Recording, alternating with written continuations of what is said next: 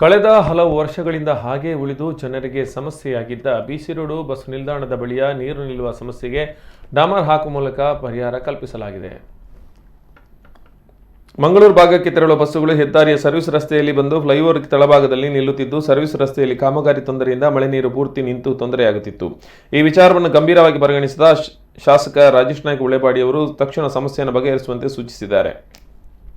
ಕಳೆದ ಕೆಲವು ದಿನಗಳ ಹಿಂದೆ ಚರಂಡಿಯ ಸ್ಲ್ಯಾಬ್ಗೆ ಕೊರೆದರೂ ನೀರು ಹೋಗುತ್ತಿರಲಿಲ್ಲ. ಹೀಗಾಗಿ ಡಾಮರ್ ಹಾಕಿ ಪರಿಹಾರ ಕಲ್ಪಿಸಲಾಗಿದೆ.